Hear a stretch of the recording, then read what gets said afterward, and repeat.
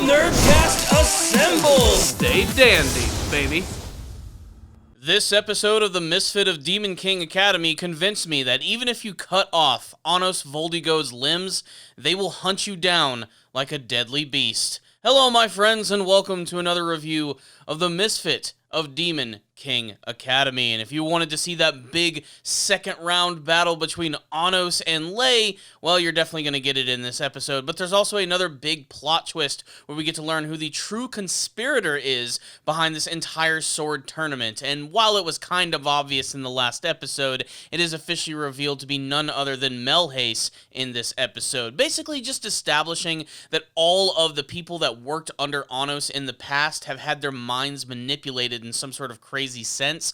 We've already seen that with characters like Ivus Necron, but we get to see it again in this episode, and I have to say that this one was very surprising, as it was the very first time where Anno'S looked genuinely kind of shocked by something that actually kind of befuddled him to the point where it looks like he actually had to care and come up with a legitimate plan. He actually looked like he was a little weakened in this episode, which was pretty damn surprising to say the least.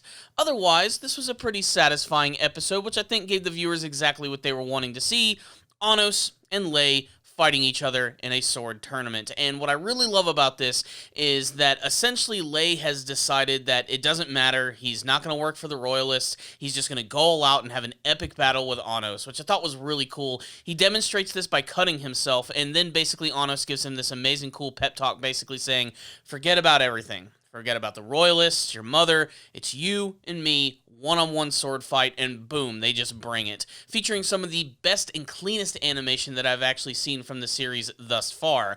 Although, unknown to us, the viewer, we actually realize that this is all a part of a plan in order to draw out the true guy who is working behind the shadows. And again, that does indeed end up being Melhace. So Anno'S essentially wins this fight. Of course, it's kind of a mock fight because he ends up losing an arm in the process, but he ends up stabbing directly into Lei's chest, which actually destroys that sort of like weird sort of lock that's actually inside of his body that's sort of controlling him. And essentially this is to draw out Melhace, and he brings them into this like weird pocket space, this weird otherworldly dimension where he decides that he's actually going to trap both of them. But come on, it's not going to work at all, especially against a character like Anno'S Voldigo, who laughs in the face of anyone trying to outdo him in the realm of magic. Although, again, I have to say, it was really surprising to actually see him on the ropes a little bit in this episode. But what I thought was really funny is that, yes, he did lose an arm. Immediately, almost right after, we have a great scene of his arm just sort of like flying around and everything. And it is worth mentioning that in this sword tournament, they did have this stipulation where both Lei and Anno'S were going to be like wearing these bands, which supposedly were going to zap their magical power. Of course, Anno'S power seems to come from a limitless pool of magical abilities, so it doesn't really mean anything at the end of the day. But essentially, Melhace is trying to get rid of Anno'S here, and not only that, but he's trying to get rid of Lei, and he's using his mother basically as like leverage in order to make this happen. He has her trapped in another pocket space, which Lei immediately goes after, leaving Anno'S to try and deal with Melhace and basically one-up him in a number of different ways. And unlike Ivus Necron, Melhace seems to be a lot more calm and collected in his plan to actually take him down, and dare I say, a lot more confident. But again, you just don't mess with Anno'S Voldigo. It's just not something that you do. But there is a nice little surprise towards the end of the episode where we get to see that Lei is using a magical sword that was bestowed upon him by Anno'S. It doesn't really end up doing much until his mother reveals that her true form is indeed that of a sword, which makes sense. It's destiny that Lei would meet someone who would be like sort of like the signature weapon that he actually uses, and his mother literally transforms into a sword, which he uses to basically cut through these like dimensional portals, which of course allows them to take down Melhace, and then just like Ivus Necron, Anno'S is able to sort of bring his original memories back and bring him back to the form that he was originally.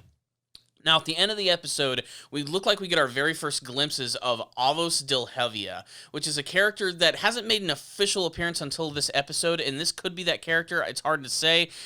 This character appears in the intro of the show, and he looks really cool. He has like this like weird long black cloak and this crazy looking mask, which doesn't really give away any distinguishing features. It just makes him seem like a super mysterious kind of guy. So I can't wait to see if he's actually the one who's been sort of pulling the strings this entire time, and that's almost certainly what's actually going to be happening here. So basically the episode ends with Lei being freed, his mother being resurrected and learning that she's actually a sword, and of course Anno'S winning the tournament and being given a special sword from Sasha, who has a completely different look in this episode, which I actually do really like. I've never really been a big fan of the giant poofy pigtail thing, and she's probably going to go back to that almost immediately. But again, it's really fun watching her get to sort of like play coy and, you know, basically, she clearly is in love with Anno'S. She just doesn't want to admit any of this stuff out loud.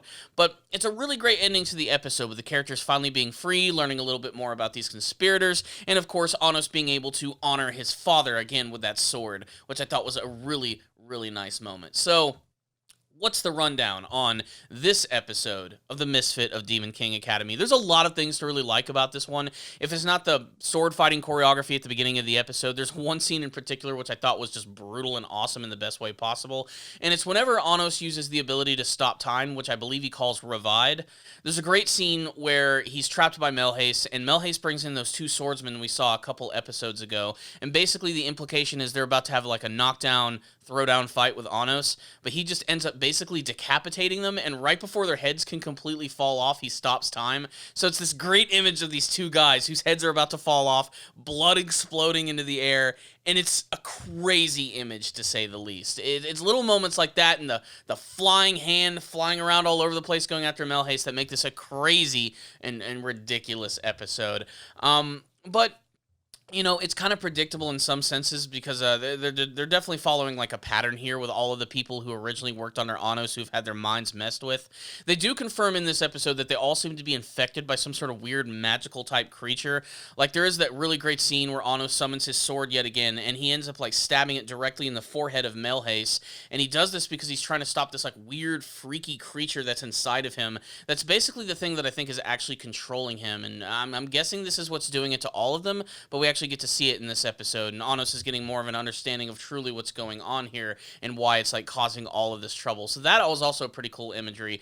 But most of this episode is devoted to the character of Lei and the relationship that he has with his mother, which is a very strong one. And the fact that she actually is a sword, I don't think is any sort of coincidence at all. It's almost as if these two characters were meant to be with one another. I mean, again, his mother is actually his adoptive mother, like, you know, not biological at all. But there's a reason why these characters were drawn to another in some way, and it also came to sort of fruition in this episode right here. I especially appreciated the flashback of watching him as a young child and showing how he never seems to give up with anything, going as far as to actually try and cut this pot in half with just a knife. His mother thought that it was something that was impossible, but eventually he does manage to actually pull it off. And that's something that's really great about his character, how even in the face of absolute danger and uncertainty, he still manages to move forward. And a lot of that is owed to the fact that he also has a tremendous amount of faith in Anno'S, which is something that he's been preaching since the beginning of the series. Just believe in me, and anything is going to be possible. And basically that's what this entire episode is ultimately all about, is breaking through the impossibilities of life with everything that you have.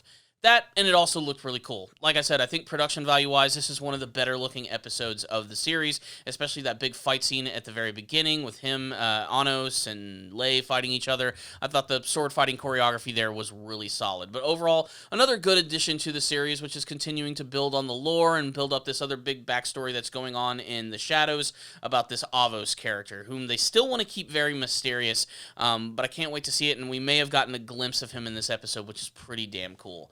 Otherwise, I thought this was a pretty good episode of the series. It didn't blow me away as some of the other series, or the other episodes did. I mean, I did like the action and everything, but still, kind of an okay episode in my opinion. But still, I think above average when compared to some of the other episodes, which is why I'm going to give this one right here a 4 out of 5. But you got my thoughts on the episode. I want to get yours. Make sure to sound off in the comment section below and tell me what you thought about the latest episode of the Misfit of Demon King Academy. The big sword fight between Anno'S and Lei. What did you think about that? Melhace's big plan, and is that truly Avos who is hanging out with the weird creepy mask? And what do you want to see from the rest of the Misfit of Demon King Academy?